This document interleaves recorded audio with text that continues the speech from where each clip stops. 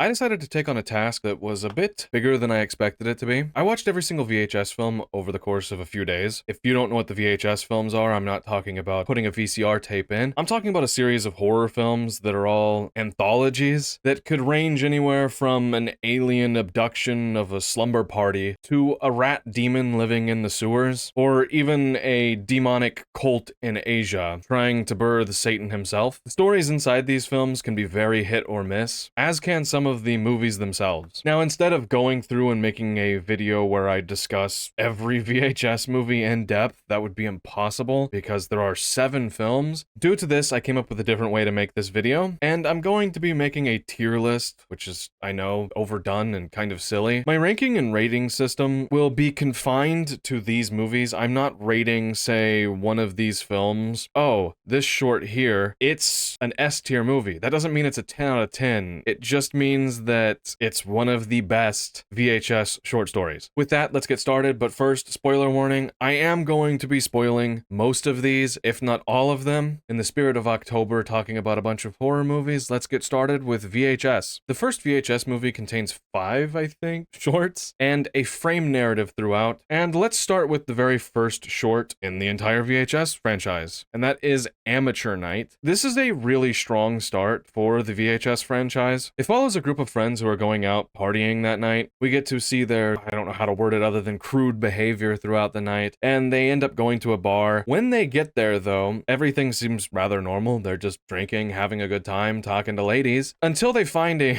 rather strange woman. She comes up to the guy with glasses and talks to him, but she's talking in a very whispery tone and acting really strange. I'm gonna use the word strange a lot throughout this entire video, so don't get annoyed. I have no idea what you're saying. They kind of brush this woman off and continue boozing it up until it's last call and they're thrown out of the bar. We see them riding in the back of a car with 2 ladies. I think there's 3 of them. So there's an odd man out, but one of the women that's with them happens to be the creepy weird girl. They continue partying in the van, and once they get back to the motel room, even feeding this strange poor woman coke, which was a funny idea. One of the girls ends up passing out, so then the guys decide to, how do I put this in a PG beginning of the movie or video way. They decide to all have some action with this strange woman who seems to be into it at the very least, during which the man with the camera glasses still has them on, and we see her start transforming almost. Wait, hold on, Shane. Hey, hold on, look at this. So in the middle of this debauchery, she starts changing. The guy runs into the bathroom, leaving his friends with this woman, and his friends are both way too drunk to realize what's happening. After a short period of time, one of the guys runs into the bathroom, claiming that the girl tried to bite his dick off or something.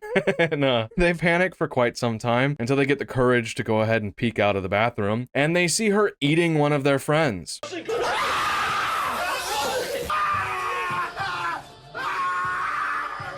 They run back into the bathroom, then gain courage again, causing the guy to just run out of the room because she's obviously preoccupied eating one of them. He runs away but falls down the stairs, breaking his arm, which is a fairly visceral thing to see in first person. She's not quite happy just eating 2 of his friends. No, she comes down the stairs crawling on all 4s like a weirdo, and we see her face split in half like she's transforming into a monster. She comes up to the guy who's obviously freaking the hell out, and she doesn't try to eat him. She just whispers, "I like you," and tries to start sucking his you-know-what when he is not reacting in the way that she would like because she's a freaky looking monster.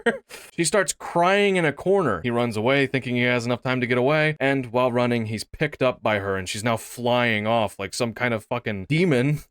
Carries him off. We see the glasses fall. I realized while writing about this one, I described it too much. I can't have all these descriptions and describe every movie to this much detail, but I really, really like this one. It's really funny and scary at the same time, and I think the ending with him being carried off is a little cheesy, but the last 5 seconds of it really can't ruin it for me. And with that, put this one, I think, in A tier for now. It could probably go higher. I'm going to look it over as I go through other movies, because there's a few of these that I really, really like, and I'm thinking this is going to be one of them. Second Honeymoon is our next film in the franchise. This one's made by the Eli Roth prodigy himself, Ty West, if you know anything about Ty West. I ended up looking up who directed all these because I was just curious if any big directors had worked on any of these early in their career. I really don't like Ty West, but I guess he's redeemed himself lately, at least to the public, with movies like Pearl, Maxine, and X, which I think are a trilogy. I've only seen X. It was fine. The second honeymoon follows a couple. I don't really think it's on their honeymoon, but it probably is. It just seems like a really shitty honeymoon. They're traveling around the western United States, like through the desert states, just sightseeing and arguing throughout the entire thing. The weird part about them arguing is how awkward their relationship comes off, and the fact that the guy is a major asshole, or at least, like, he's not actually that big of an asshole, but the girl just does not put up a fight at all. He'll say some mean shit to her, and she'll just not even respond. Their relationship gets even weirder after the first day, whenever they stop at a motel, and there are two, like, double beds. They're big enough to fit one person, like, two people each on the bed, but they sleep in different beds than each other, while facing each other. I get it's meant to serve a purpose because it looks good in a shot. I'd have to assume that this is added to just show how weird their relationship is. But the guy is a bitch too. He just constantly complains all the time about little stuff and super annoying. Both of the characters are very off-putting. They have another day where they're going to like the Grand Canyon or something and they just argue the whole damn time. It's pointless, very long, drawn out, and annoying. I don't want to hear other people's problems. Then we go to the second night where suddenly the camera is picked up and it shows the shot I'm talking about where somebody films both of them facing each other asleep, and they just stab the dude in the neck. We then see them walk off to the bathroom and remove this mask that you see in this picture here, and the girl in the couple comes in. They start making out. Two lesbian chicks have plot to kill one of their husbands and run away with each other. It is very long. The ending sucks. It worked better the first time I saw it, but I'm judging these first two movies on second viewing and a decade after they've released, and I don't like it. I'm thinking I'm going to put this in E tier. It's not quite F, because the twist ending is at least something, and it's not as stinky as some of these get,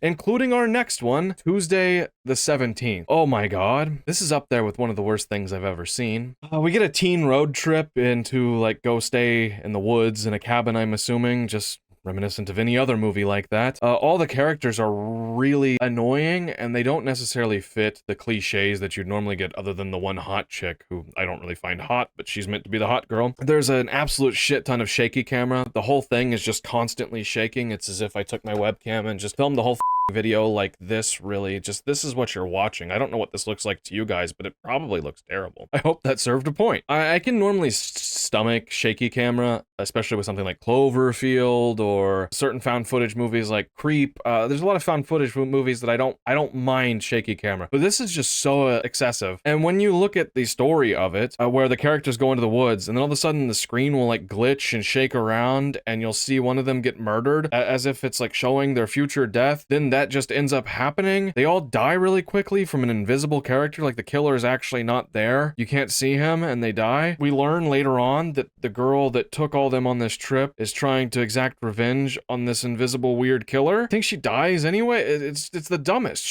This is like actually awful. I gave this a 0 out of 10. I'm gonna stop talking about it because I hate it. Bad. That takes us to the sick thing that happened to Emily when she was younger. I shortened that in here because there's no way that would fit and be legible, but I really remembered liking it, which led to a little bit of disappointment, but let's talk about it. It starts off with an old Skype video chat. The whole movie filmed, I think, entirely through Skype between a girl named Emily and this guy named James. Now, Emily and James are just having a normal conversation. She talks about how much she misses James and can't wait till when he comes back home, so it seems like they're long distance boyfriend and girlfriend. She shows her boobs to him, which is cool.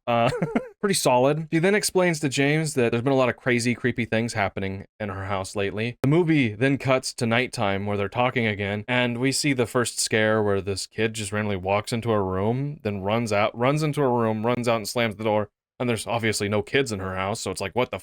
A ghost child? The movie continues with ghost stuff happening, and Emily is like losing her mind, and James is just gaslighting her like, I mean, I didn't see anything, Emily, even though, I mean, we're seeing through his point of view of what he can see, and there's obviously something happening. So we distrust James almost immediately. This kind of pulls us back when a couple days later, Emily is seen just carving into her arm, saying that she feels something into her arm. So now we're like, oh, this bitch is just crazy. Cut to that night where Emily is afraid to see what's happening, but she hears noises outside. So she closes her eyes and uses James as her vision through her laptop camera. I'm gonna close my eyes so I don't freak out and run back in here. Okay, so you're just gonna tell me if he's there and if he's paying attention to me, and then I don't want to look at him. He's a ghost. What? Freaks me out. What? And of course, there's a crazy happening, ghost kids everywhere, and Emily gets knocked out, and we see Emily laying there, and then James runs into her house, so he's not actually been far away.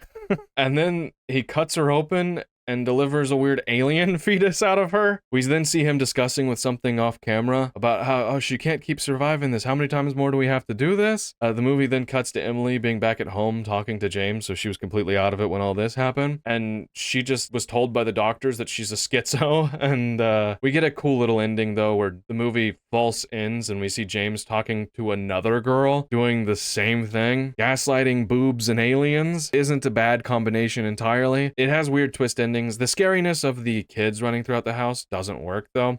It's not good. It hasn't held up well. But I'd give this like a 5.5. I don't know where that's going to place it, but I'm going to put it in C tier for now, but I could see this moving into B tier. That takes us to the last short in VHS.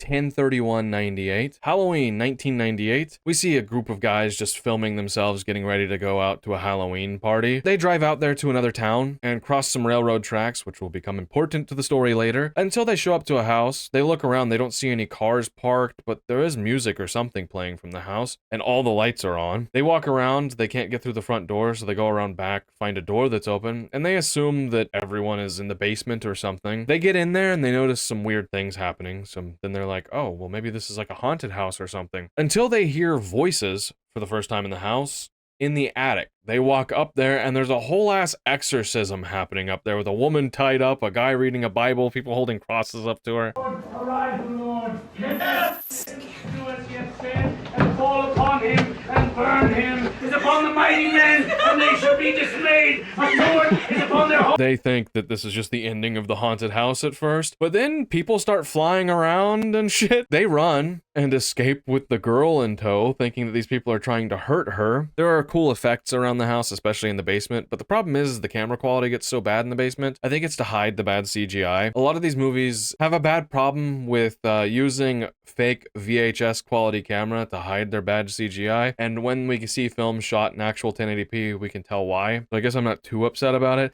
but there's all these hands and coming out of the ceilings and floors and stuff flying around the house. They end up escaping and driving away with her, and then the car just stops on the train tracks, and the girl teleports out of the car. Then they get hit by the train. That's the end of the movie. Yeah, this is very average. It's not off-putting. There's nothing I really hated about this one. It felt entertaining. This is most definitely like a below average, or average movie for VHS. I don't have too much to say about it. It reminds me a lot of that No End House creepypasta, just because it's like a haunted house kind of thing, and the house is weird. And then like Final Destination with the ending. That leads us to the frame narrative, which in between movies and to start the movie, we're just cutting back to this narrative that's happening, that's driving the story along. It's pretty much just a VHS short, but shot in between all the movies, which sometimes can really take you out of it. I don't think that this is actually that good of a story. It's called Tape 56 Frame Narrative, or Tape 56. Let's just discuss it. In the beginning, we see these guys who are all just a bunch of asshats, and we see them going around filming themselves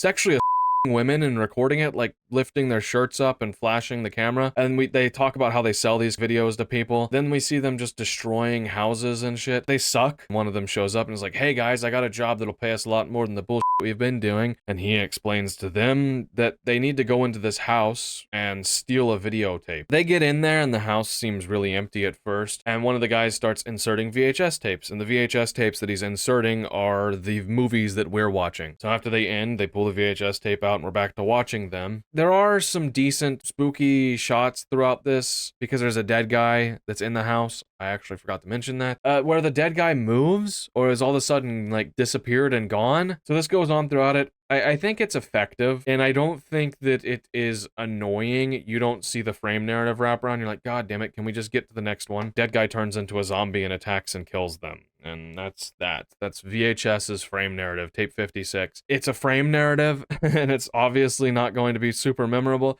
I think it probably belongs in E tier I couldn't imagine it going any higher. It's fine. I don't think any frame narrative is going to make it higher than D tier. So if that tells you anything, like, they almost all suck, and this one's one of the least bad ones. That was the VHS movie, though. I think that this movie is pretty well spread out, where we have a short in almost every rank. I'm kind of thinking about Amateur Night now, and I'm realizing more and more that it deserves S tier. Not going to rank the movies overall until the end of the video, though. But that takes us to VHS 2, which is either the best or second best movie in the entire franchise altogether. Starting with Phase 1 Clinical Trials. Phase 1 Clinical Trials, that is a mouthful. Follows a guy who's going into a doctor's office, and it seems like he was in an accident recently and lost his eye, or lost his eyesight in one of his eyes. And when he looks in the mirror, like in this picture here, which I guess I could show you on screen from the actual movie, it's a weird camera eye, where some type of camera is able to see for him. This is a cool idea. I don't know if it works like that in real life. Well, he goes home with this new eye, and everything seems really normal at first. He seems to like be a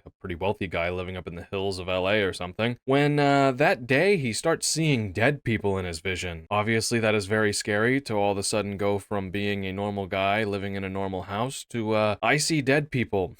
You don't want to go from normal life to Sixth Sense. He, of course, runs and hides in his bathroom and sleeps in his bathtub all night. Very slowly makes his way out into his house the next day. Calls the doctor like, hey, what the hell is in my eye? The guy's like, oh, it's probably just artifacts. It's nothing serious, even though he just saw dead people. The doctor's like, oh, well, we can't get you in until tomorrow or something. Now he's stuck at home again. Nothing really happens, though, and he hears a buzz at his gate, goes and answers it, and he sees this girl who stared at him very strangely at the beginning of the movie at the hospital. She comes in and explains that this happened to her, but it was her ears. She has some type of thing implanted in her ears so she could hear because she was deaf. And she can hear dead people. They hang out for a little while, and the actress that plays her is very bad at acting. There are lines in this that are, oh my god. They hang out, and then ghosts start showing up. So she reacts accordingly and just starts having sex with him, because, you know, you can't think about the ghost. She explains that if you pay attention to them or think about them, then they'll get you.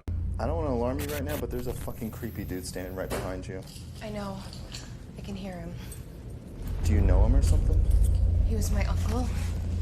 Oh. Jesus. Listen, I know how to make him go away. Just focus on me. Okay. When he wakes up, she's just passed out. I guess he's good in the sack. And he goes to the bathroom, says some stuff about, oh, because it's recorded. Yeah. And then he starts seeing dead people again. Then everything falls apart. She gets dragged into the pool and gets up and killed. And he gets trapped in the bathroom. He cuts his eyeball out, and that doesn't save him because we can see from his eyeball that's hanging out the ghosts attacking him, and he dies. I like the idea. The idea is really fun. I think that puts this solidly at like a 5 out of 10 as far as VHS ones go. It doesn't do anything exceptional, but the idea is really cool, at least kind of, especially for that time, 2014. Obvious C tier. So moving on to the next movie, A Ride in the Park. This one is just a normal zombie flick. Instead of being shot like a normal movie, though, we see a guy who is out with a GoPro on his helmet doing some at the park and on these trails. I can't talk. I liked this a lot more when I was younger. Zombies hadn't fully hit the cultural zeitgeist they are now. I mean, The Walking Dead, I looked up when that came out, and it was already out and doing well, but I guess I just didn't pay attention to how much zombie shit was going on. Or maybe I just hadn't gotten sick of them by now. It's gotten very overdone, so looking back at it now, I don't really care for it. Although there are a couple zombie movies I still really like The Crazies from 2010. Still holds up, that remake. This does not hold up. It just follows him with his GoPro. He gets turned into a zombie and bit. As a zombie, we can see him walk around as a zombie and bite people. They run into like a party, a birthday party at a park, and they start eating those people. The conversation he has with his girlfriend is also weird. It just feels like bad acting. And because of that, I'm giving this like a 3 out of 10. I'd say it's like E or D tier. It's not terrible. Like, the zombie's cool. Having first-person zombies is obviously cool. But I don't like zombies. And it's very slow. It takes forever to get going. Now we get to the VHS short that everyone loved. Not everyone. There's probably people that don't like it. But this is like one of the most well-known VHS shorts there are. That is Safe Haven. Now, Safe Haven is really cool. And it is good. It is shot in the Philippines or some other country. I don't know. Can't look at these people and be like, oh, that's a Filipino person. It follows a documentary crew who are interviewing this cult leader, asking them if they can get inside of his compound and just see what it's like to be in this cult, right? After quite some time, finally agrees to it. We get to meet this very strange cult. They walk around this building, and there's obvious warning signs that we can tell that they just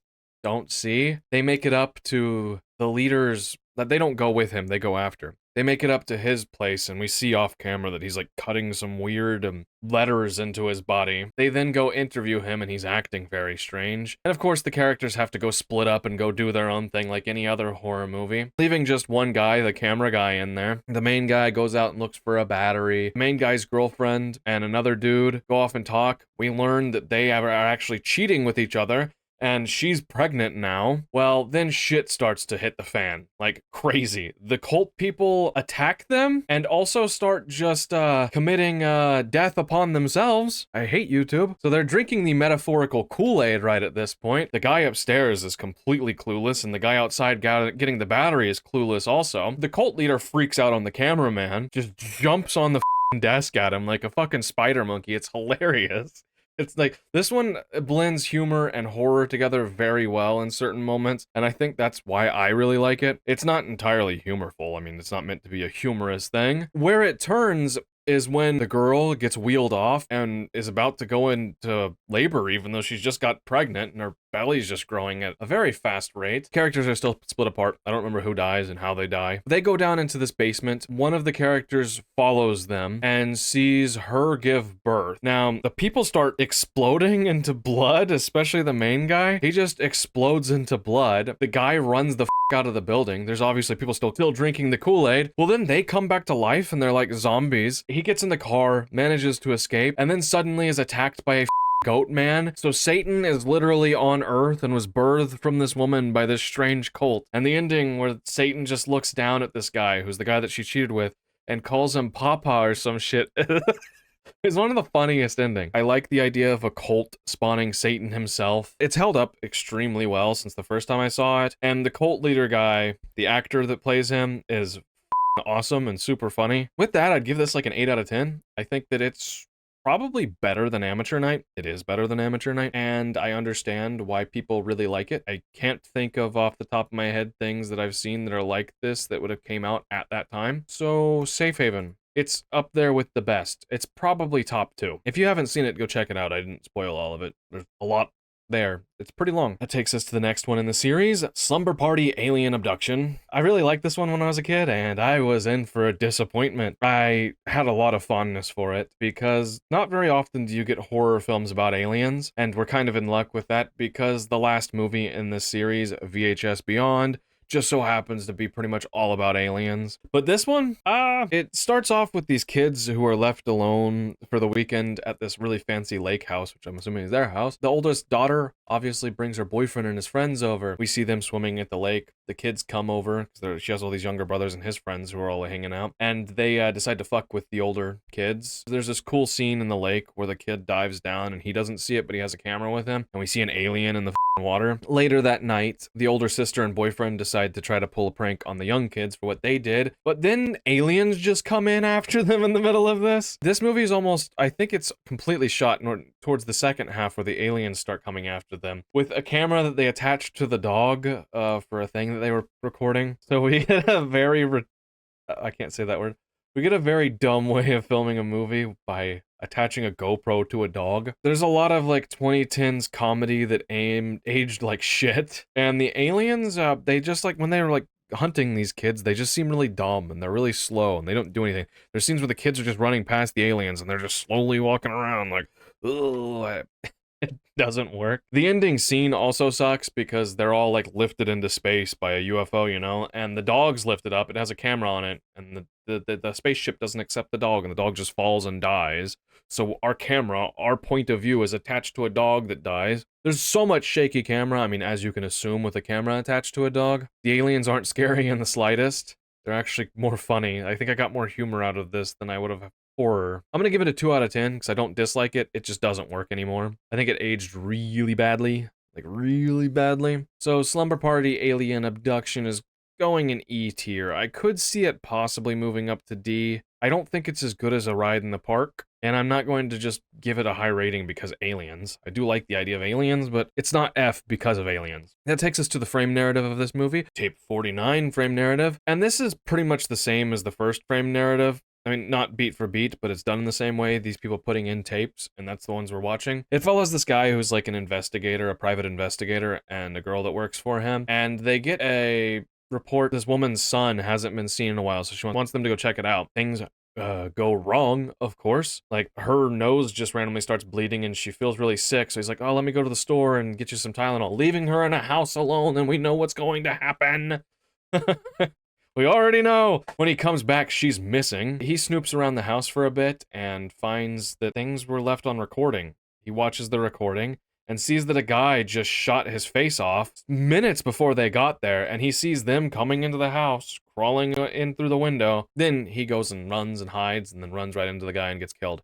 This one's, like I said, just like the first movie, it's the same effect, but I think it's done a lot better. You take what you learned the first time you recorded it and you just make it better. I think that gives this one a D. I'd give it about a 3 out of 10, maybe a bit higher. I'm willing to say that this is going to be the best frame narrative. I don't think any frame narrative is better. It kind of sucks they had to do it twice to get it right. That leads us to VHS Viral, and oh boy. Let's start off with the first one, Dante the Great. Now, Dante the Great is half documentary, half real-time shot movie that is weird because of that. The way it tells the story is strange, but it follows a fella named, who would have guessed, Dante, a trailer trash guy almost out of Trailer Park Boys, who is just kind of a burnout loser, like 40 years old, 35 years old, doing nothing in his life, just kind of performing magic tricks with his friends. And one day he happens upon a cloak, a cape, and we learn about the cape. It turns out that Harry Houdini himself actually wants to own this thing, and even he was scared of it. Well, Dante puts on the cape and realizes he has real magical powers. There's a downside to the cape, though, and that is that the cape has to eat people. So it shows us Dante's life, him becoming this really successful Chris Angel kind of guy, but his magic is 100% real, teleporting people. There's this funny scene where these characters come out, they're walking on the street in a different city, but they're like, we were in New York, man, and then this happened, and now we're in Las Vegas, dude. He just teleported us here. I like it. It's cheesy. It's fun. I think that this one, no matter what it has going for it, is a fun movie. I like the idea. A magician who's using some like satanic evil cloak in order to do magic, and it's bringing him all this kind of fame. And with that fame, it brings him women. So who is he feeding to the cape? Well, random girls that he hooks up with. Then the second half of the movie happens, and we see the woman who's his stage assistant talking to the police, being interrogated. She gets into a fight with Dante. I'm assuming this is recorded afterwards. The police go and raid him because he's wanted for all these murders, right? He kills all the cops, and they get in a fight over the cloak, and she feeds him to the cloak, then takes off with it. We see her after the interview. They can't find Dante. He's nowhere to be seen. Burning the cape.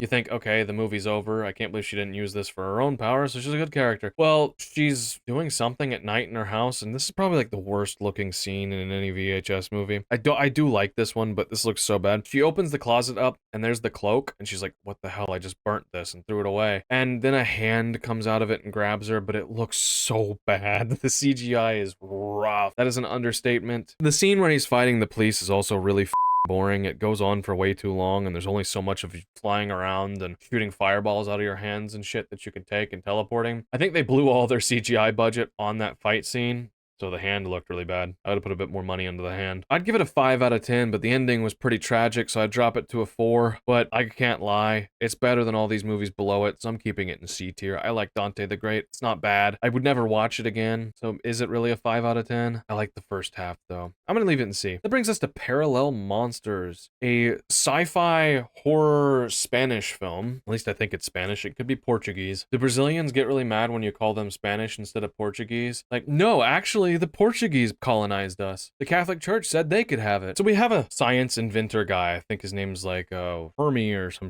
Well, we see him working on this weird portal. It opens up, and we see a parallel universe, hence the name Parallel Monsters. He comes around the corner and looks into it, and we see an exact identical version of him peek around. And they start saying the same things at the same time, so you think that it's just a mirror universe, which is kind of lame at first, but then they actually start having a discussion, and they come up with a plan to spend 15 minutes in each other's worlds. So the Hermie across the thing, I really hope that's his name, walks into his house, and then our Hermie walks into his house, and they're both holding cameras, so we can see both points of view. But our Hermie notices something weird pretty early. Is his name Hermie? I can't keep going on with this if his name's not Hermie.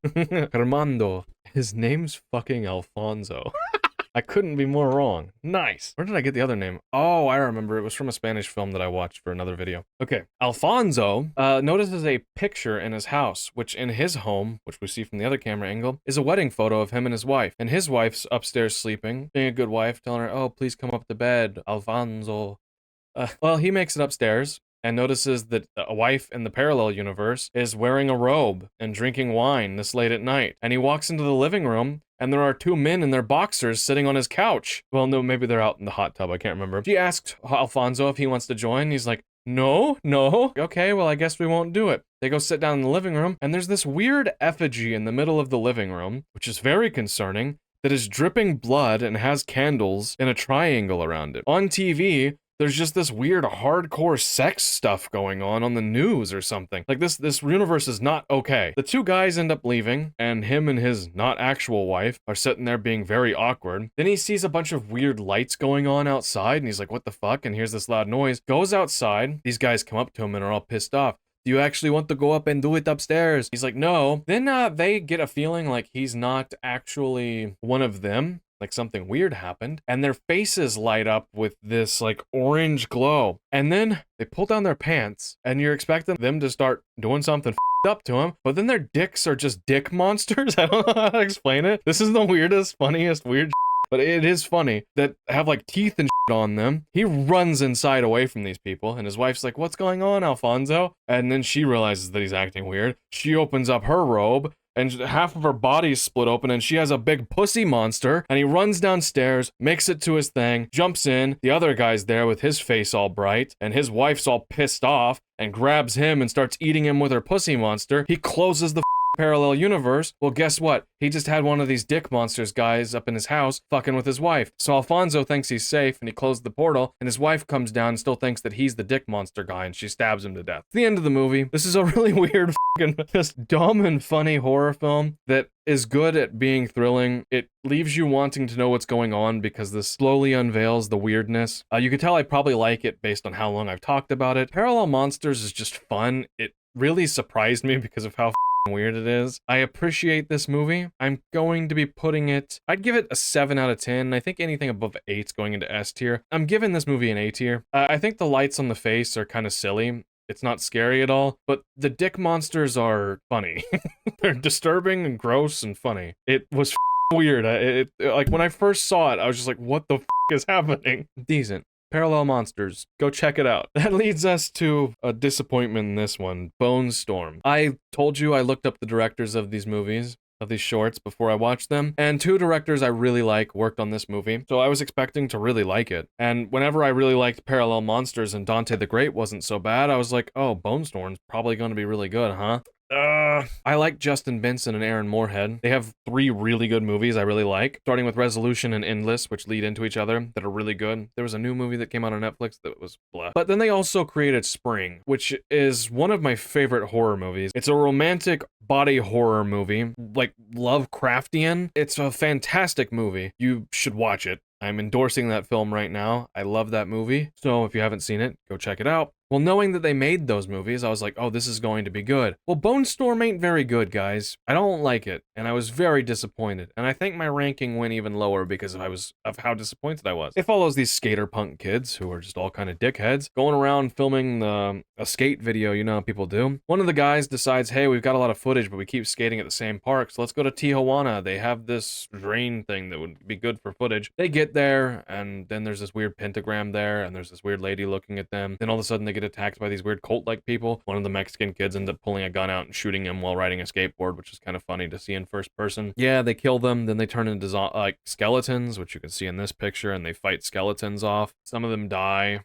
It's gory, it's silly. Silly's not a good word. It's gory and stupid. And then a big monster comes out. So it's like Day of the Dead, and then things go really wrong. I'm gonna give it a 2 out of 10. I don't like it, and I don't want to talk about it. I'd put it in E tier. I don't think it's as bad as F tier, so it's not going to go down there. It's a disappointment. I think the disappointing aspect probably put it lower. That leads us to the frame narrative, because there are only 4 movies in this. One of them was cut before the movie went to the theaters because they thought it didn't fit the narrative of the film. I did not decide to go watch it and rank it because I'd already seen too much. Vicious Circles. I hate this. I really hate this. Nothing has been more 0 out of 10 than Vicious Circles. It is the longest, most drawn out, stupid frame narrative you could ever imagine. Like, I hate it. I'll quickly sum it up, but I do not want to talk about it. I want to move on. 0 out of 10, F tier, die. A virus is going around that's infecting people and making them act crazy and die. This guy starts off by filming his girlfriend, who is cute, but he's like super obsessed with her. I mean, she's cute. She is really cute, but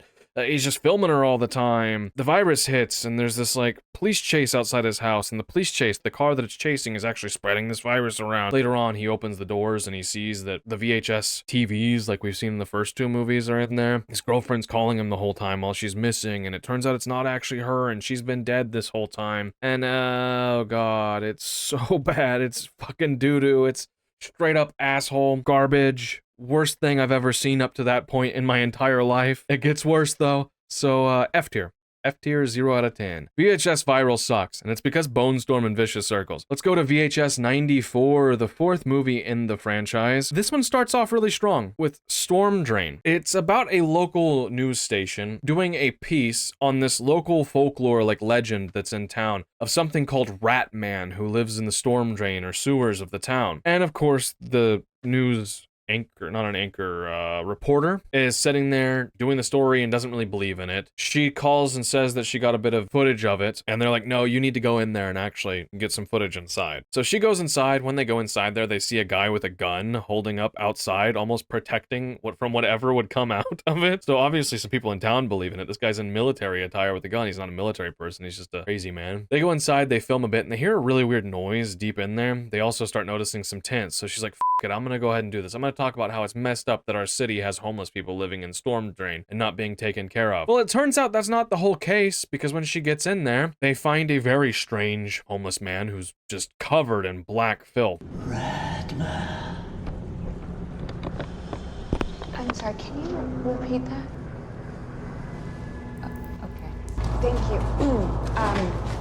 I'm going to leave you my business card. They run away. The camera guy and the news reporter get separated. We hear her scream. He goes in searching. He gets got too. A guy that we saw, he was like this Christian church guy. Well, now he is talking to them and pretty much explaining that this is a cult that worships Ratman, and Ratman's gonna bring on the end of the world. He grabs a cup of this black goop, which kind of explains why the other homeless man was all covered in black, and he dumps it on the cameraman, and his face just melts off. And the guy explains to the news reporter woman that Ratman's blessing is not for everyone. Instead of dumping black goop on her, he puts her up to this drain, and Ratman appears on screen and crawls out and opens his mouth, and it's nasty, disgusting, just slobbery goo drops on her face. It's gross. But she lives. She survives it. The movie then cuts to her as a news anchor on TV. Now she's gotten a raise. And they're talking about things that appears rather normal, like these people went missing, but then they keep talking about a holiday that's coming up called Ratma. It's the first day of fall, and there's no better way to kick off the season than with Westerville's 94th annual Pumpkin Festival. People are already lining up to Ratma the hay rides, Apple Ratma, and of course, to see who will be crowned the festival's largest Ratma.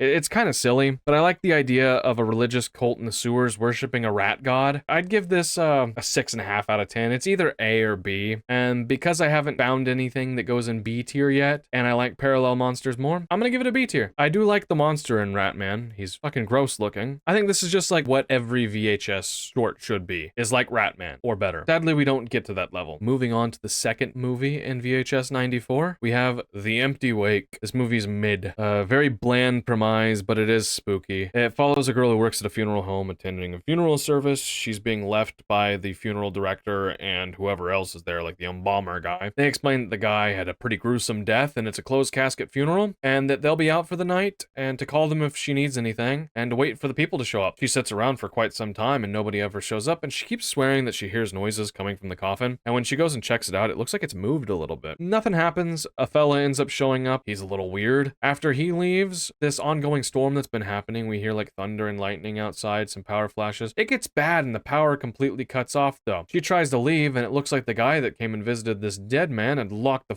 doors. She was also having a conversation with her friend and explains what happened to the guy. I don't even fucking fucking remember anymore. When she goes back in there, the coffin's open and fallen over, and the guy is not there. She looks in the corner, and yeah, his death was pretty brutally jumped off of a building after saying some crazy stuff. Half of his face is missing, which is kind of relevant towards the movie since he's a zombie-like character. And he doesn't have eyeballs, he can't see her, so she's hiding around for quite some time. And if he hears anything, he'll like run after her. Slow. Then all of a sudden a tornado just comes through and hits the funeral home, and that's how it ends. The pacing's pretty slow. Some of the scares are decent. I'm definitely giving this one a 4 out of 10 though. I'm putting it in D tier because it's not as good as these three. That takes us to the subject. I swear that the subject is by far the longest VHS segment there is. Maybe I've said that about one of them because it felt long, but this one's actually just, it drags. I swear this thing has to be like 30 minutes long. I don't know how long this movie is. It probably isn't even the longest, but I don't hate it. I really like some of it, but the way it drags and the way that the budget is ass, if it had more money, the idea probably could have been done a lot better. I don't feel like diving in too deep because so much happens in this, but I'll explain kind of what happens for the first 2 halves. There's a weird doctor guy doing experiments on people. The first thing we see is the guy's head, which is like hanging in some device, and when the camera zooms out, he has these weird robotic arachnid legs underneath him, and then he just dies. Then we cut to him experimenting on more people, and he's like putting all these cyborg enhancements on these people. This goes on for quite a while until some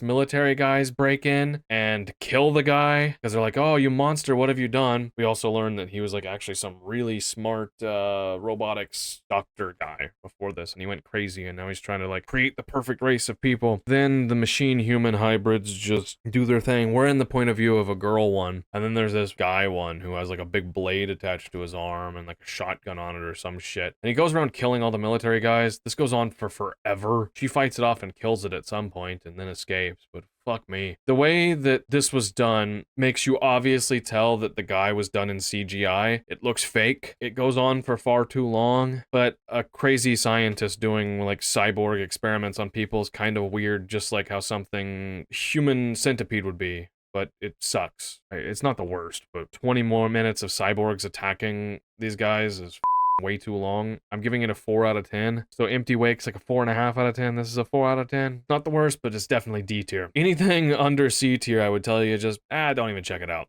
Unless you like zombies or cyborgs or funerals or Halloween parties. That leads us to the last one in this movie, Terror. And boy, oh boy, for the first 5 minutes of this one, I thought we were going to get something great. And it never went anywhere. It never did. We have a militia group who's like filming themselves, and we're thinking at first they're just like a hate group, like militia group out in the middle of nowhere. But they go up to this government building and are filming outside of it and planning this attack. And they're talking about how they have to do it at night. And we kind of assume that what they're up against is like the government's been taken over by vampires, Blade or some shit. This guy in the shed, they go up to him and they shoot him in the head. And then the next day, they also go in and shoot him in the head. So we could tell he's a vampire. Then they party and nothing happens. 2 of the guys get too drunk and decide to go ahead and go into the barn where they're keeping this vampire. They get up by the vampire. Then everyone goes into the barn and dies by the vampire. I thought they were going to blow up a government building and we're going to get a crazy vampire thing happening, but nothing happened. They just ended up getting drunk and getting killed by one singular vampire, which you never really see other than at the very end. The main guy is the last one left, and he's just sitting there praying, and he's all based, and he's like, Christ is king, and then gets killed by the vampire. The vampire design is gross looking, it's creepy, but I don't like this one. It goes nowhere. Christ is king. Christ is king. Christ is king. Christ is king. Christ is king. Christ is king. Christ is king. It had a very promising idea. Vampires taking over the US government's cool. I don't know how you make it scary, but you could think about it. Then you like take on the idea of a weird militia group and give them an actual purpose of being like vampires. And then, of course, with vampires, like, what's vampire's enemy? God, like a crucifix, right? Yeah, this sucks. It's a 2 out of 10, because the ending's okay, that the vampires are scary. But disappointing. There's a lot of disappointing in VHS franchise. That leads to the frame narrative, and this is worse than Vicious Circles, thinking about it. Vicious Circles just made me, like, hate watching it. This blows. This is terrible. Holy hell. Frame narrative. Oh, wowee. I'm going to go out on a limb and say this is the worst in the series. If I said that about Vicious Circles, I was angry because I was remembering it. This is the worst. We're going F tier. I'm actually going to make a new tier. Add a row below. Oh my god, I figured it out. Let's call it dog shit. That is a very fitting name. Dog tier. Holy hell, frame narrative is going in dog tier. Oh god. I originally gave this movie a minus 100 out of 10. I think it may be worse than that. It's droning and nothing happens. It's a nothing burger. Really, really, really, really bad acting. Like the worst acting I may have ever seen. It's like 1970s acting in a movie. Oh my. These cops walk around this building and the idea is kind of freaky. Like these people are on this weird drug and their eyeballs melt out. But then they fucking go do nothing for several. Oh my god, in between every single one, nothing happens. And it just turns out after all this rambling and bullshit and them being lost in a building, it's dumb. The two female cops just turn out to be like creating snuff films, like snuff films, and they were pretending to be cops and were somehow cops in a SWAT unit. And they murder and torture this guy, and it's like, what the f am I watching? Who made this? Are you even human? Did a robot write this? Wow. And the way it looks cheap. The acting is awful. This is dog shit if I've ever seen it. Holy hell is a fitting term, because holy hell, what did I just watch? Wow. I did not think that anything could be that bad. That blew my mind, though. That takes us to the next movie, keeping with the yearly dates, VHS 99. A good note about this one, it got rid of the frame narrative. I mean, there is still sort of a frame narrative that's going on, but I guess after you have a frame narrative like holy hell, you're just like, all right, guys, we're trying something different next movie. We see this kid playing around with toy soldiers, like with some dumb kind of comic effect, but it's not long at all. Each segment feels really, really short. The first actual short in this movie, though, is called Shredding. I have mixed feelings about this one because there are like zombie skeletons in it, and I think the makeup is very good, but it's a bit of a rough watch, so let's talk about it. We have a group of kids who are in a bad pop punk band, and mind you, the name of this is called VHS 99. Super posers, and I don't mean that as some sort of elitist when it comes to music. I'm not in a band. We see them filming themselves practicing and being dickheads to each other with a lot of humor that would fit 1999. They talk about how they want to go down and film themselves at this creepy place downtown where this really popular band in the area, this local band, used to perform all the time. They were another bad pop punk band. Well, they had a show down in this underground place, I forget the name of it, and there was an electrical fire that ended up happening, and the girls, the all-chick band, got all crushed and died there and burnt alive. The problem is we get to hear them play, and it's like terribly bad, like TikTok pop punk. Which is funny to me. I think about 1999, and I think of like what music was out then. Like you're talking about like post-hardcore local bands or like emo and like hardcore and shit, not pop punk. Pop punk was popular, but TikTok pop punk, like kid gets popular on TikTok, then decides to make terrible poser music or does the MGK thing. That it doesn't fit narratively. Let's move on to the idea of these kids just go down there and get killed by the zombies. Then they get at the end hung up like animatronics, like Five Nights at Freddy's, which is very fitting because they're a band and their music pretty much sounds like something out of Five Nights at Freddy's. The zombies look cool though, the zombie chicks. But they talk and they're annoying. I give that a 1 out of 10. That's an F tier. It's not good. Have to say this in a different way, I just realized. Let's call it, in reference of Safe Haven, let's call it Kool-Aid bid. I learned what the term means, and I guess it's when you only try out for one college or or one fraternity or sorority or something like that. Do I look like I went to college? Would a person who went to college be making bad videos about horror movies? So this girl really, really likes this one sorority and really wants to join. And the funny thing is when I first saw her, she's like a really scuffed version of Billie Eilish. Not good. I just thought the similarities were funny. She tries out for the sorority. They decide to haze her, and their idea of hazing is burying her alive. Now she thinks that they're going to bury her alive for 24 hours. In reality, they're just going to with her. Well, in the middle of doing this to her, also they just seem like they're being mean to her. Feels kind of bad. It starts raining, like really bad, and the girls run away because the security guy shows up, and they just let her fucking drown in there and die. They come back the next day. I wonder if she's still in there. They're like, you dumb bitch, of course she's dead. While she's in there, we see like a skeleton lady of this story, this local legend that the girls gave, show up. She signed a pact with the dead skeleton lady. All of a sudden, these girls get teleported into different coffins and killed by the skeleton lady and her. The makeup and design of the dead bodies is cool, and it's kind of hard to that up. There are a lot of really good designers when it comes to horror who all do excellent jobs for the most part, and this is really no different. It's just, I don't really like it. Just kind of silly.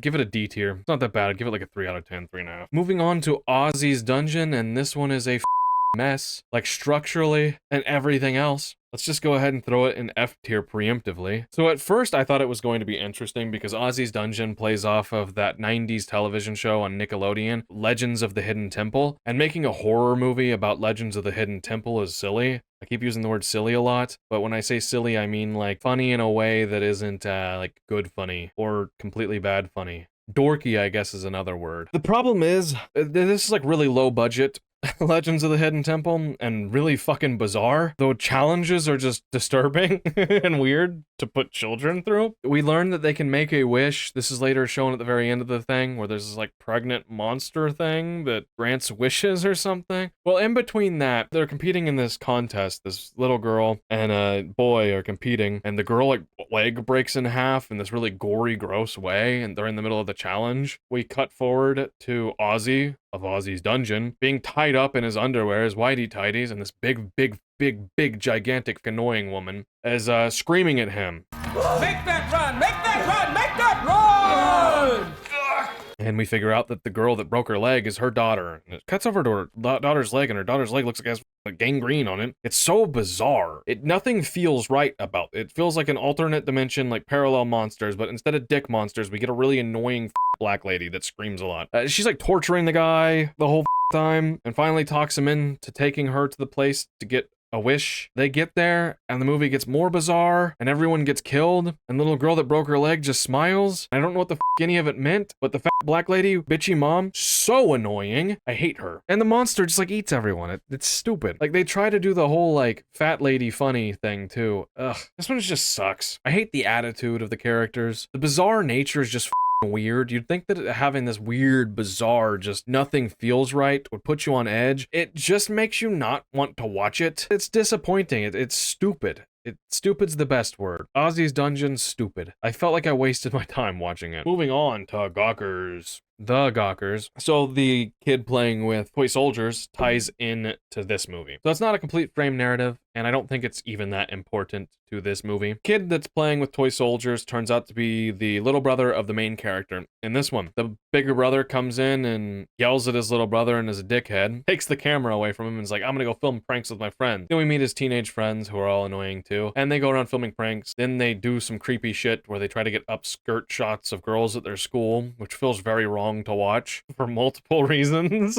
They then get an infatuation with the kid's next door neighbor, this pretty lady, and they're like sneaking in around on her, like filming her while she's in the swimming pool and such. Well, one day they're looking out their camera, filming her from across the street, and they see the dorky little brother rollerblading. She walks across the street to him and asks him a question, comes up and talks to them, and they're amazed. They're like, how the is your dork brother talking to this hot chick? Dork brother comes inside, they confront him, and they promise that he can be in their group and hang out with them if he goes, because he's supposed to go work on her computer and set up a webcam so she can talk to her boyfriend. They get him to put some malware on her computer so that they can spy on her webcam. They hack into the webcam, he comes back, and they're watching it, and you know, she's taking off her clothes, getting ready to shower. Somehow she notices that they're watching through the camera, and she turns into Medusa and comes across the street and kills the kids as Medusa. Like, there were hints of this, and I picked up on it because they found snake skin, which was weird, and the fact that they're watching her, and you know, if you look at Medusa, you get turned to stone. The idea is cool, having these peeping toms get taken by, like, killed by Medusa. The idea of Medusa in horror is just interesting. Nobody really does it. I like it. It's like a 4 out of 10. Gawkers is cool. I'd actually probably put it in C tier though, comparing it to the rest of these. It'd be up there with like Dante the Great. The part where they're just going around doing pranks is boring, but I think that it does well with the amount of thrill that it adds whenever they're spying on her camera. And I don't like snakes, so seeing a bitch have a bunch of snakes on her head is pretty freaky. I haven't looked up what anyone thinks about all these either. So if I somehow am putting a movie that you guys really hate and like the consensus is that people hate it in a high spot, that's gonna be kind of funny. Wait, is there one last one in VHS 99? Oh god, there is. VHS 99 is an F tier movie.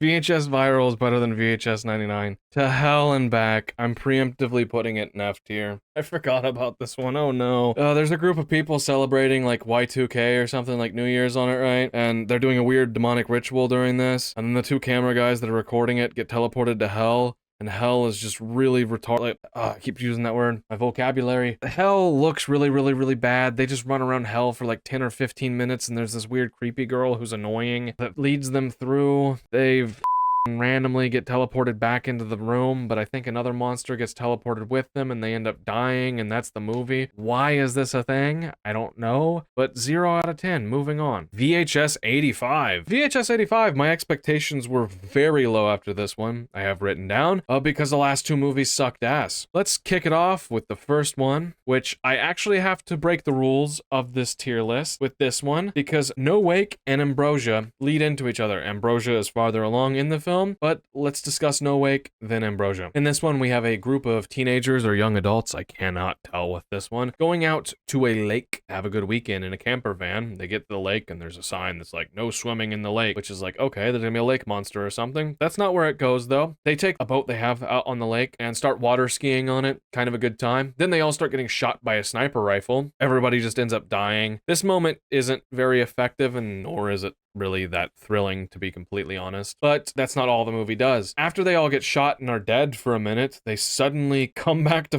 life as themselves, but they still have all the wounds that they had. So one girl had her jaw blown off. She's just now without a jaw holding it. The main character, who's usually holding the camera, he has his head blown out the back, and you could see his brain in the back of his hair. So they were all just murdered, but then they come back. And of course, the person that shot at them assumes they're dead, which is weird because we assume that the person that shot them because they were in the lake, but we learn more with the next one, and I have hindsight. They go out back on land and notice that their two friends who didn't enter the lake are both dead. So the water has some like bring me back to life qualities. It's okay. I think No Wake deserves like a D tier. I'd give it like a 3.5. Then we're going to move on to Ambrosia. Now this one you can't really tell follows that movie, but there are small little Easter eggs from No Wake, like a squirt gun. Well, we see a group of people who are celebrating some girl's birthday or graduation. We later learn that this is actually like a family, it's like a family custom. Everyone in the family has to go and murder 7 people, okay?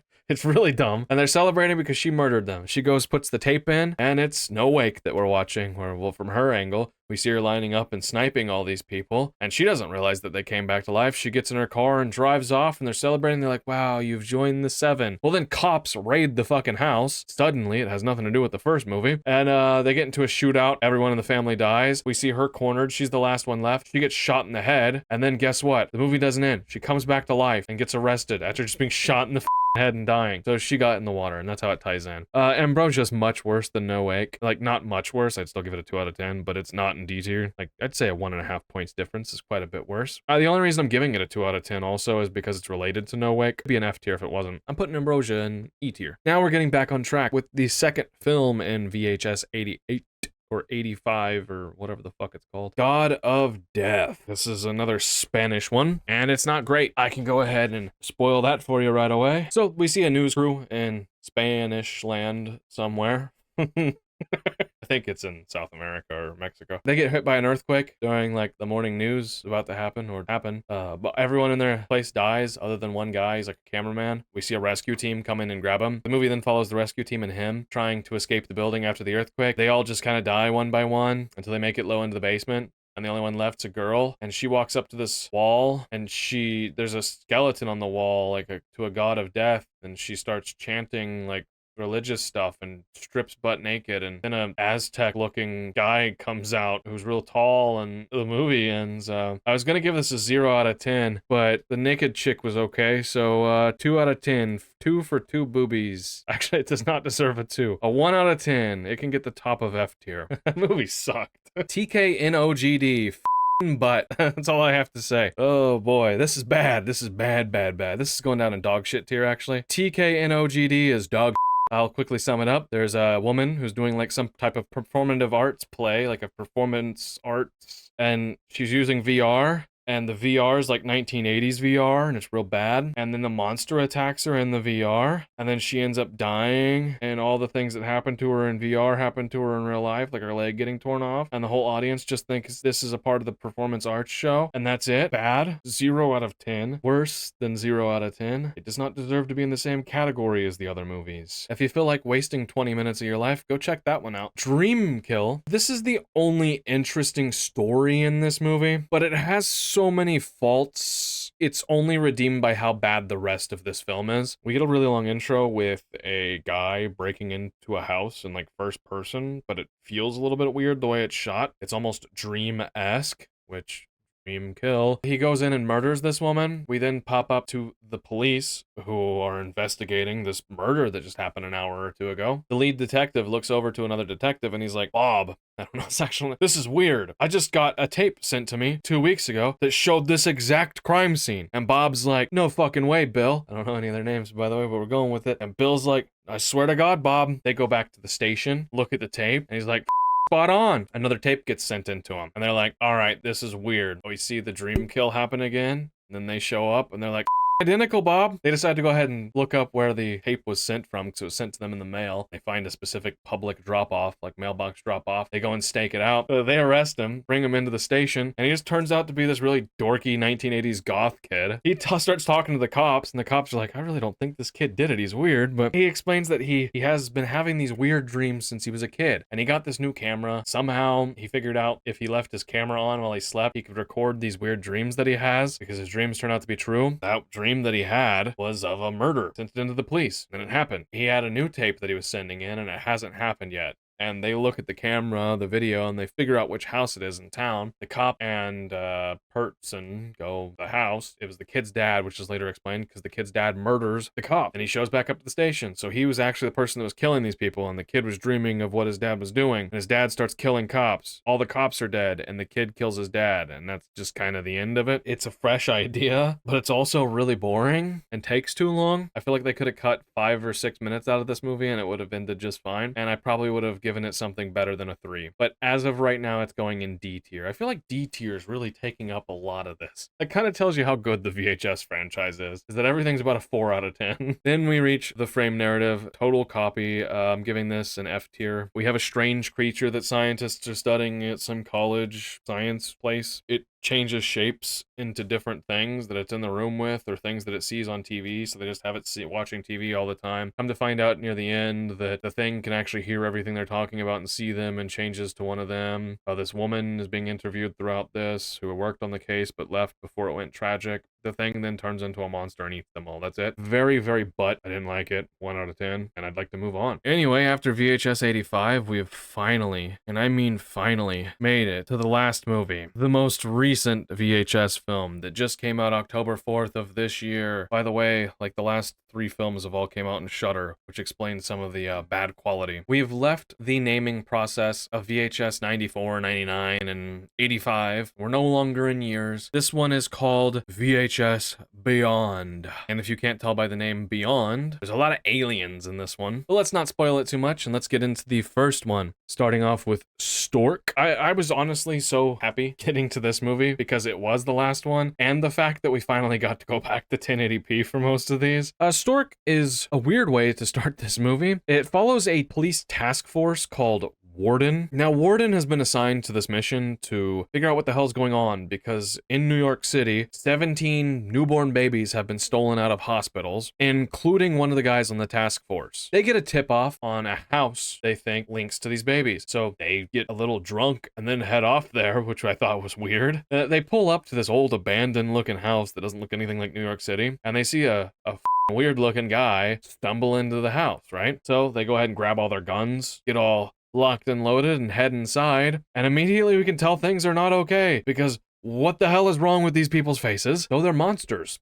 The cop people in Warden are fighting monsters. They spend quite some time heading in there and fighting off these monsters. It's just filled to the brim with them. The way it's shot is one of the guys in Warden is just there to film the whole thing while the other people fight. They don't need to fight monsters for as long as they do. Although the kills are really bloody and like action-y and cool. They fight their way upstairs, and we hear a really creepy thing singing Twinkle Twinkle Little Star. They figure out what it is, and it's a weird monster who's pale and freakier looking, holding and swaddling a baby. Is that what they call it? I don't have a baby. Wait. Don't fire. He's got one of the babies.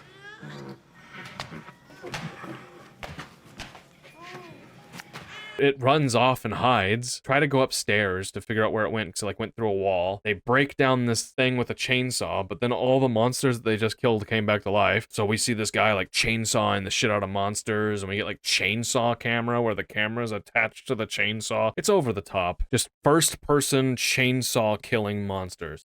I'm not a big fan of like this over the top action, but it's not something I really dislike. And it was refreshing compared to a lot of the really bad horror movies in this. Anyway, they make their way upstairs and they hear a lot of babies crying all the way to the attic. They notice a giant hole in like, I think a meteor looking thing that fell through, which I guess could explain the monsters to some sort of effect. They look into the crib of the babies and the babies all have the monster faces. Going further into this dark room, they see a gigantic monster and it's not a weird looking face. This thing is called Stork because there's a gigantic alien monster stork that is eating the baby's brains and turning them into monsters. It's funny, it's weird, and the action's over the top, and then fighting the stork is funny. They kill the thing and sit there and talk about how good of a job they did, go back up to it because it's moving, blast its head off, and they're just taking pictures of it. We see a bunch of like almost like a superhero movie. I haven't watched that many superhero movies, so I couldn't tell you, but it would remind me of something out of like the Avengers or maybe Guardians of the Galaxy. I haven't seen Guardians of the Galaxy, but I could see them doing this where you have all the superheroes maybe like posing and taking pictures next to the bad guys they beat up. I don't fucking know. Well, they're sitting there posing with the stork, and they go on to explain that Warden is a monster hunting task force for the NYPD. I like it. It's fun. I think it's an easy 5 out of 10. I'd put it in C tier. I'd list C tier out like this so far. Yeah, Stork isn't bad. The idea is weird and funny. I like the action. It dragged on a little bit. The actors weren't too bad. They all had their silly little characters. That takes us to Dream Girl, our first Indian film, and I hate it. We have these Indian paparazzi guys, and they spend too much time on this film set trying to get pictures of this lead actress. Come to find out, the lead actress is actually a robot monster. She kills everyone. This is definitely a 0 out of 10. I was going to give it F tier, but now that I have a dog shit tier, it is going in dog tier. There is one good moment in it where the woman that the robot thing spits acid all over this director's face, and it's kind of funny. Moving on to Live and Let Dive. They're going skydiving. Live and Let Dive. Ha ha ha. Yeah, we made it to the real aliens here finally. We start that with a group of friends all going skydiving to celebrate their friend's 30th birthday. During this little skydiving adventure, they're not able to dive out of the plane because a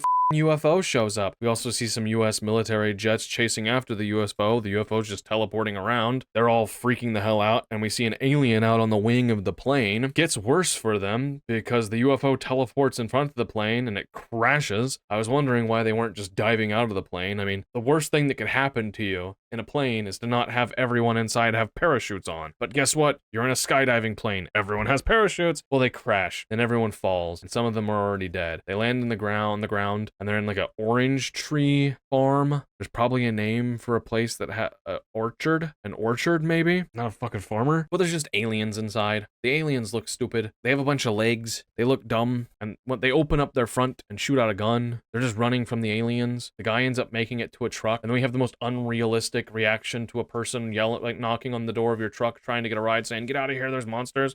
And the guy just pulls a gun on him and tells him, "You get out of here, buddy." And then an alien yanks him out and kills him. Kid tries to drive off the kid. He's 30. That's ancient.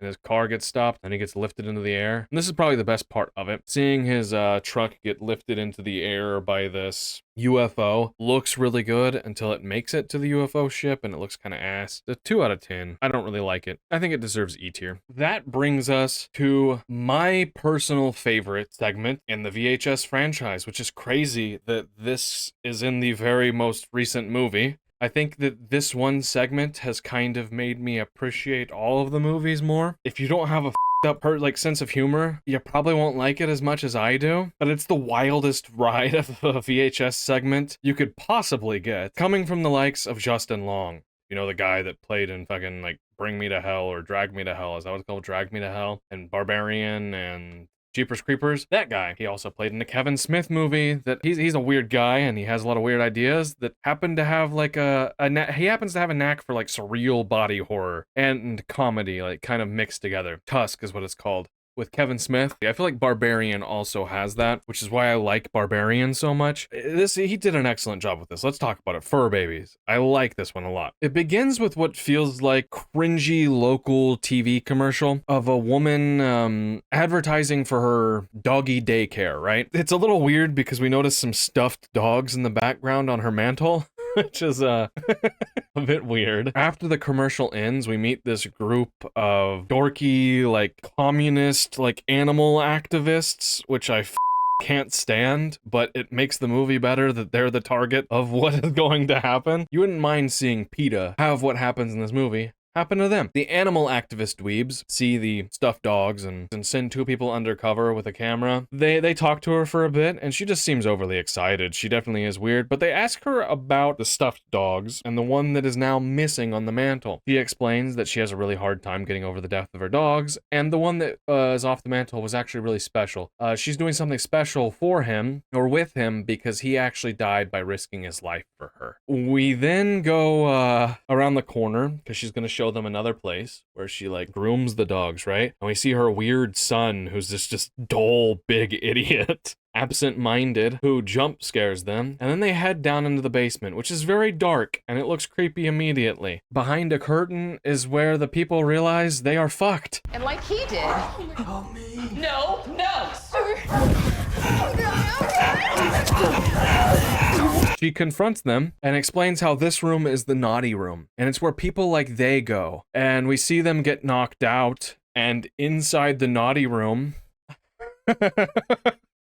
are these people that have dog fur obviously sewn onto their body and jaw bones created to look like a canine mouth, and they're walking around on all fours. It's the most up weird thing you could imagine. This is body horror, torture, fucked upness of turning people into dogs. They wake up in cages and she's just chastising them and treating them like dogs. We see her sewing fur onto one of the guys and putting one of the mouthpiece bone things in one of their mouths. It then cuts back to the animal activist guys, and they're back there like, we haven't seen our people in weeks. This bitch is weird, and the cops won't do anything about it. So they grab some weapons and go show up to her house. And the way that they're greeted is by the guard dogs, which are people dogs. We see them get eaten by it. It's really, really, really gory and disgusting. This whole thing is just so gross and out there. When you see something that's so up, it just kind of, you have an instinct to either like turn away or laugh at it, and you don't know what to do. And this movie finds that balance while just keeping it so absurd, and the idea is so obscure in a sense. Like, who the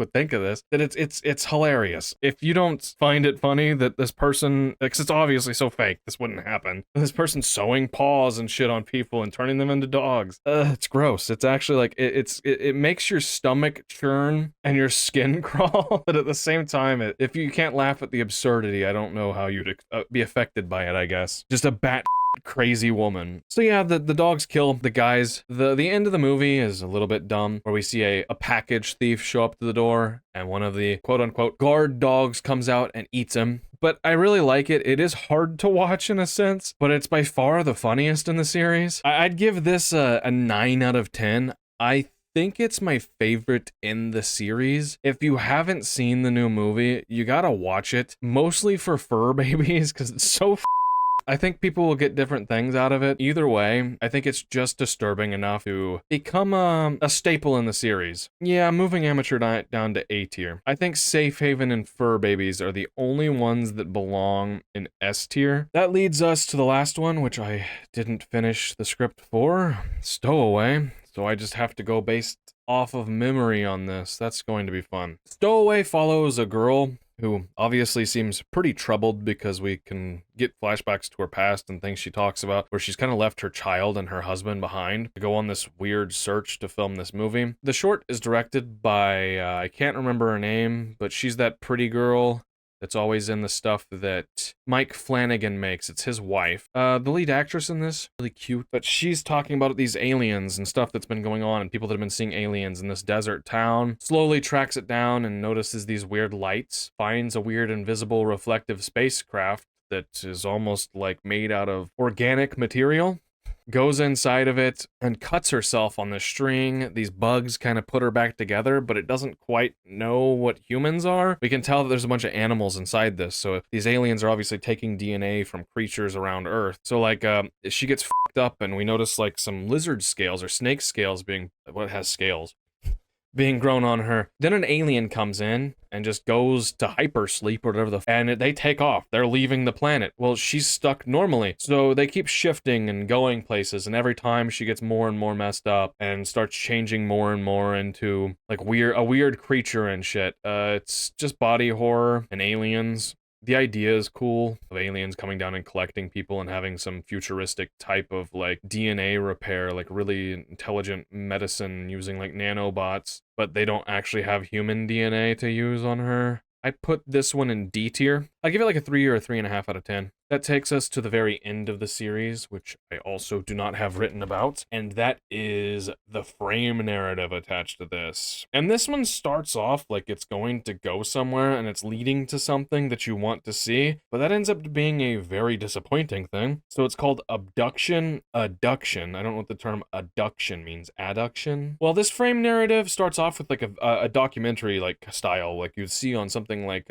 History Channel. People still watch TV, or if any of that stuff still goes on. I don't know. I haven't had cable in a long time. So they go around interviewing people, and it's all focusing on this one house and these residents and the history of this house and how important it is for UFOs and aliens. People talking about this footage that's so important. And we keep hearing about this footage of this alien that this person caught, and it leads up to the very end after Stowaway until it shows us what it is, and it's this really grainy bullshit of an alien. I don't even remember what happens in it because I was just so disappointed by the end of it. I'm throwing this one down an F tier. Abduction Adduction. A bunch of lead up for absolutely nothing. The way it was filmed and the way it was done, the actors that were pretending to be like talking to a documentary crew did a good job, but what a disappointing ending. If that would have ended any other way, it would have been so much better. If you're trying to like lead me on for a whole movie for a supposed shot of aliens, I want it to at least like be worth the wait. You don't make me wait an hour and a half for a movie to get over for that. So I think it goes as far as VHS movies. VHS 2 is the best VHS movie. Don't take the movie rankings serious. I can't even, there's too many of these. There's too many shorts. There's 7 fucking movies. It's hard to keep track of all of it. All of my feelings about all of these though, I wrote down and made sure. I just never gave a definitive list. I thought while doing this that I'd be able to definitively list out which ones I like the most, but it all blends together too much. I've been going on for 2 hours and 18 minutes. I'd say VHS 2, VHS Beyond, VHS, then VHS 94, VHS Viral, VHS 85, and last and very least, VHS 99. Anyway, that was the entire VHS series. It took me a really long time to watch 7 films. Like, when I watch these movies for these videos, not so much for like all of this, because you have to write much less, because of course I'm not just actually like deep diving into the films. I have to write down everything that's going on, so I can not have to rewatch the movies when I'm writing the script. I can just look at my script and kind of go off memory. If I think I forgot something, I can easily go back and watch what I recorded. Doing that with all of these took quite some time. What would normally take you an hour and 10 minutes to watch a movie that's an hour and 10 minutes long would take me probably like an hour and 30, an hour and 40 minutes. Because I'm trying to think about it and then give my summary, how I feel about it, also like my first impressions. Then I take that after watching every single one of them and I rework what I wrote down into something that I can look at while I'm reading it, or if it's one of my bigger videos about a specific movie, I am going to legitimately just read the script out. Then it took like 2 hours to build every single one of these pictures. All of these pictures for this tier list were made by me. I think I've probably put more work into a tier list than any other tier list has ever had work put into it on YouTube. Probably not. There's probably some crazy tier list online, but most definitely for VHS movies. I don't even know if there's another VHS tier list. If you enjoyed the video, which I hope everyone did, this is a little bit different than my normal videos, but I feel like this is the only way to cover all of these. I think there's like 40 something things, and I think there's 39 different shorts, 20 something, 27. If you enjoyed the video, make sure to drop me a like and subscribe to the channel. Let me know what you thought about it. Let me know if you disagree with anything, or if you liked something more than I did, or if you think I missed the point of something. If you think I did a good job and want to say good job, Alex, very cool. That'd be cool too. As it stands though, Fur Babies, S tier. Safe Haven, S tier. Amateur Night, we're dropping it down to A tier. Parallel Monsters, A tier, might be a little bit high. Coming in at B tier, Storm Drain. C tier, I thought would be a lot bigger than what it was, but F tier was obviously going to be the largest. We have Stork, Phase 1 clinical trials. The sick thing that happened to Emily when she was young. Oh my god. The Gawkers, and Dante the Great. Dante the Great might be ranked a little bit high. 103198 D tier, Ride in the Park, Zombies. Our frame narrative, I can't believe a frame narrative made it up to D tier. The Empty Wake, The Subject, Kool-Aid Bid, No Wake, Dreamkill, and Stowaway. Second Honeymoon in E tier. The first frame narrative for Tape 56. Slumber Party, Alien Abduction, Bone Storm, Terror, Ambrosia, and Live and Let Die. Then as far as F tier goes, we have God of Death. Tuesday the 17th. God, that movie sucks. I'm dropping that to dog shit. Ozzy's Dungeon, Shredding to Hell and Back, Total Copy frame narrative, and Abduction Adduction frame narrative. Then as far as dog shit goes, Holy Hell frame narrative, Vicious Circles frame narrative, TKNOGD, more like TK I don't give a you suck. I don't know, that wasn't funny, but I'm leaving it in. Dream Girl and Tuesday the 17th. Yeah, really everything in F tier are just kind of misses, but everything in dog tier really should have been taken out of the movie. We're definitely bottom heavy, but yeah, thanks for watching. I'll see you guys next time. Hope you enjoyed the tier list. Peace.